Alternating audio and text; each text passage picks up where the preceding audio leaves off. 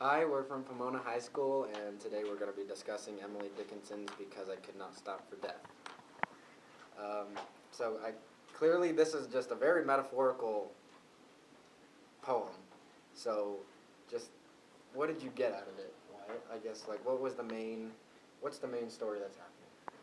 Well, I guess she's kind of like taking a view of her life, like death is taking her through like parts of her life and what she's experienced, and kind of just taking us on that journey with death. Okay. That's what I got from it. So Levi, does she know that she's dead, or is she dead in the first place? I think she is dead, and I think towards the beginning, she doesn't know she's dead, but towards the end of the poem, she comes to a realization where it says, we passed before a house that seemed to swelling the ground. It kind of seems like that's her grave, and that's when she realizes she's dead. Okay. So she figures that out. Yeah. Mid. Okay. Fernando, how do you feel about that? Do you agree or disagree? I disagree, honestly. I think she knows she's dead from the beginning, and it's like when you're dead, you kind of like see your whole life flash before your eyes. I think that's what this is. It's death saying that, hey, you're dead, it's time to move on. Like, I'm showing you what your life was and what you're going to be missing out on, but there's a whole eternity ahead of you. Yeah, I like how you said flash before your eyes. Like, I don't know, like, I feel like, I don't know, it just reminds me of, like, I guess the Christmas Carol, where the third ghost or whatever is, like, someone's bringing him throughout the, and just looking, just watching his life, and it just feels like that's what death is doing, is just showing her life again as she's dead or dying. Yeah. There's a lot of personification in here. I was going to ask you that. Okay. There's a lot of personification. Oh wait, no. I'll just ask. Okay. Levi. Okay. Just how does the personification in here just help tell the story, I guess? Like, especially just right here in the second part. The second part? The third and fourth stanza. Okay, so that's this. Yeah, see how it talks about the sun, it refers to him as a he, says or rather he passed us.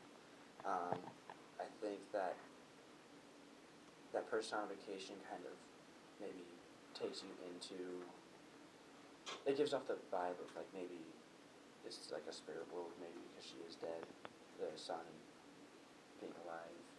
Okay. That might be what the personification is doing. And it's a tricky one.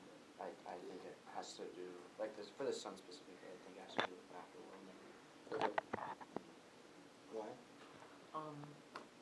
To me, the personification is helpful, but also it seems like her spirit is kind of separate from her body at this point, because she sees herself in her grave, so it's kind of like she's having an out-of-body experience. Wait, what? What was your again? When she sees the cornice in the ground, the swelling of the ground. Okay. Interesting. Alright, Fernando. It says, "For only gossamer, my gown, my tippet, only tool." What does that mean? Well, to understand that, you have to understand tippet and tool. A tippet is a priest outfit, and a tool is a see-through fabric, sort of like a veil that the woman will wear at a wedding before the groom unmasks her. So I think what they're going with the spirit world is, like, it's a priest, like how a priest can say do an exorcism or something. It's more of like the priest is there. I think the priest outfit is kind of like a connotation and a deeper meaning behind death. And the tool is actually the veil between life and death. Okay. So, question, is Death her groom? Or is she marrying Death, do you think? I think in a way, yes. Because for eternity, and when in marriage, till death do you part, well, you can't kill death. So, in a way, yes, I'd say she's marrying death. So you think it's like a metaphor that death and like marriage is being compared to death? I mean, if it's that bad, sure.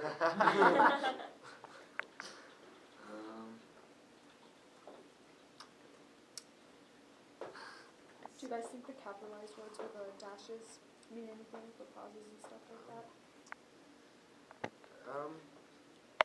I feel like it's just emphasis on important words, or at least the capitalized ones, like there's like the carriage held, but just ourselves, and immortality. Like, I don't know, they're just really descriptive words, and really, I don't know, just you have to focus on those. That's. Well, welcome. So I had a question. So I said in the third stanza it talks about like we passed a lot, and then in the fifth one it says we paused. I didn't know. Do you guys think that has any significance? That she keeps passing and then all of a sudden she stops. It seems to me like it said we passed the school, we passed the field, we passed the setting sun. It seems like she's just like maybe when she lived, when she was alive, she just passed through life. She didn't pay attention, and she didn't know until nothing really stopped her until she died. She just lived life. I disagree. This is, we passed the school and we're passing everything. She's passing life. And in the fifth stanza it says, we paused before our house that seemed to swelling in the ground. They're at a graveyard. Yeah. The roof was scarcely visible, the cornice in the ground. Well, a cornice is the ledge that hangs over a building, but a cornice in the ground is a tombstone. Yeah. I think, like, she was being shown the life, and a life without her. She's flashback of everything she's done in life, and now she's stopped before her grave to say one final goodbye before she heads on into eternity. Yeah, I think that like the passing is just them going through her life or whatever, but then the pause is more important because it's like the grave. It's emphasis on her death. Yeah, exactly.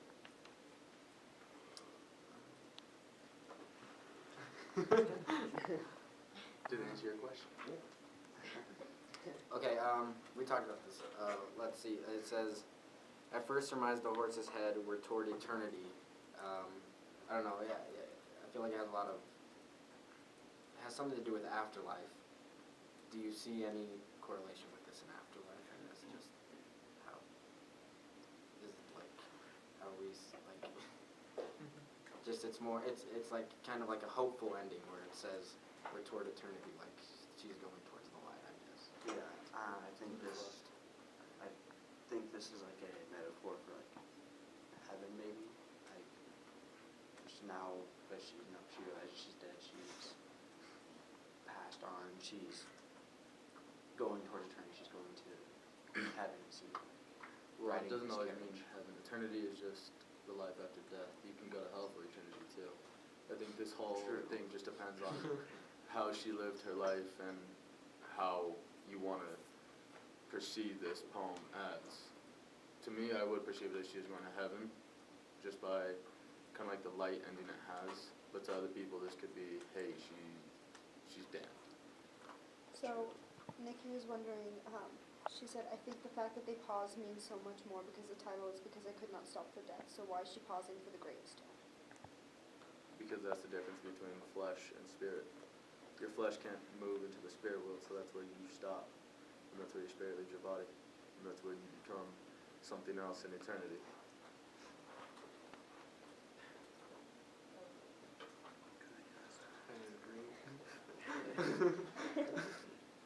I'll agree with you. I don't know. I just feel like. Sorry. It's just a big difference from passing. Like I don't know. Like, passing is just like doing the motions. You know, you're just going through your life of what you've already experienced, and then the pause is just because death is so important. And like she couldn't stop, and then finally she did stop for death. To me, all the things they're passing kind of seem like pleasant, pleasing things. And then when they pause, they realize that she's dead and that she's done for. Yeah. That's it. Yeah. Do you guys want to move on to the last stanza and talk about that or what it means? Well, since then 'tis centuries, and yet feel shorter than the day. Centuries are passing by, but yet it feels shorter than the day, because in the spirit world and in eternity, time means nothing if you're living for eternity or dead for eternity. So I guess you are there for centuries, but yet at the same time it seems like you've only been there for an hour. Yeah, I think that's probably the most straightforward stanza. Yeah. I feel like that